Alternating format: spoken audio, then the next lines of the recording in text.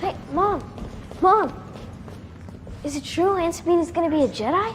Now where did The son of Hera, Syndulla, who is a human character despite his mother being a Twi'lek, made his live-action debut in Ahsoka Episode 3. Hera Syndulla, the best pilot for the rebellion, is the current subject of Ahsoka's further exploration of Star Wars Rebels characters and plots. The character of Hera's child had not yet appeared in another Star Wars program, when the finale of Star Wars Rebels introduced him or her. In Ahsoka Episode 3, as Ahsoka Tano and Sabine Wren resumed their Jedi training, Hera Syndulla made an effort to enlist the help of the New Republic in her search for Grand Admiral Thrawn. Hera's son, Jacen, who came a few minutes later, was mentioned at the beginning of her convoluted encounter with Mon Mothma and the Senators. Hera became upset when she learned that Jacen Syndulla aspires to follow in his father's footsteps and become a Jedi. Jacen Syndulla appears human, not Twi'lek, which is interesting. Jacen Syndulla, Ahsoka's son, is human because Kanan Jarrus, who was also a human, was his father. Jacen made his debut appearance in the Star Wars Rebels epilogue, which shockingly revealed that Hera was expecting when Kanan died.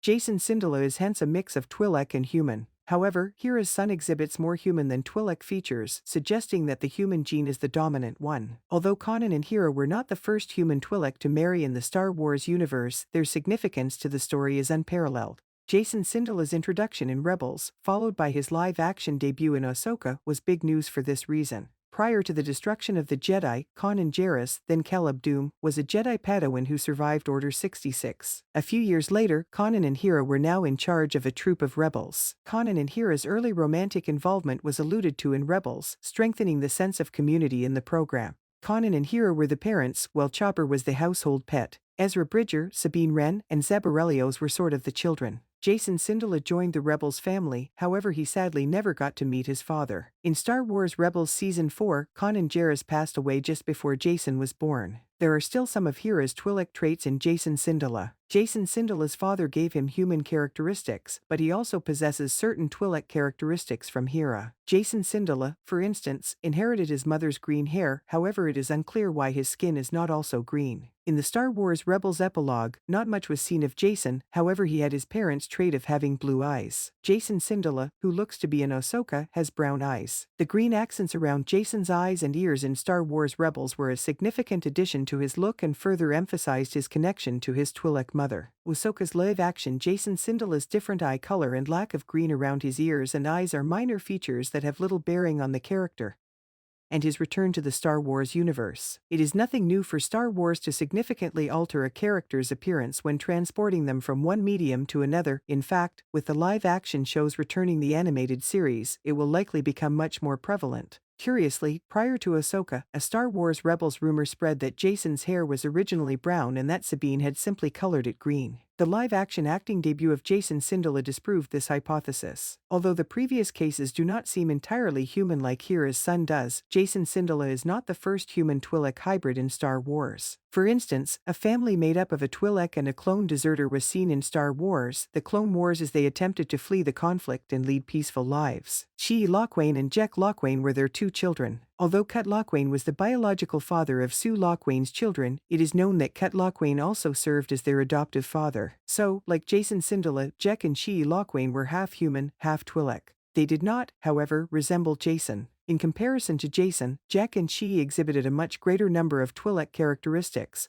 such as the hue of their skin and the presence of a pair of leku in place of hair. Compared to Jacen, Jek and Shee still possessed certain human characteristics, such as their facial features. Jacen Syndulla was introduced before Jek and Shee, hence Jacen's human characteristics can be viewed as a Star Wars retcon. After Hera's son made his television debut in Rebels, it became obvious that a human Twi'lek hybrid may either have more human traits, like Jacen Syndulla, or more Twi'lek features, like those of Jek and Shee Lochwain. It is puzzling that Star Wars Rebels chose a different look for Jacen given that Cut Lochwain episodes of Star Wars: The Clone Wars had already established what a human Twi'lek hybrid is supposed to look like in canon. Hera's father and his team, as well as other Twi'lek characters, had already made appearances on the show. Star Wars would even go back to Hera's youth in Ryloth in Season 1 of The Bad Batch. That being said, compared to live action, it is perhaps far simpler to have stories focused on Twi'lek characters in animation. Special effects for Twi'leks or any other Star Wars character with a pair of leku can be fairly difficult.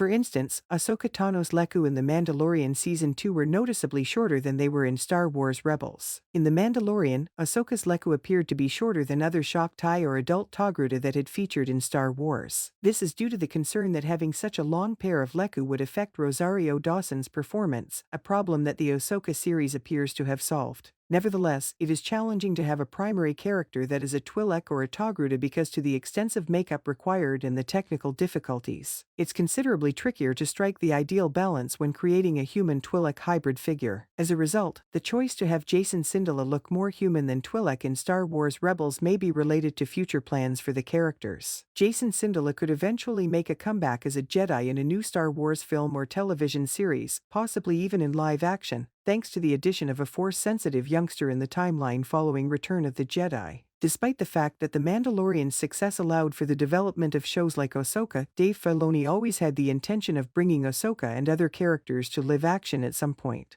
For instance, Bo-Katan was modeled after Katee Sackhoff, who provided the character's voice in the event that she ever makes a live-action appearance. Jacen's appearance as a human could have also served as a clue to the Rebels that this was Kanan's offspring. The Rebels series finale never explicitly states that Spectre 7 is Hera's child or that Kanan is his father. Therefore, Star Wars Rebels made it plain that this was the offspring of Hera Syndulla and Kanan Jarrus by having a human child with green hair using the Force while sitting in the co-pilot seat of the Ghost. In any case, Hera's son's human-like appearance undoubtedly contributed to the character's live-action portrayal in Ahsoka Episode 3. We don't yet know how much of an impact Jacen Syndulla will have on Ahsoka.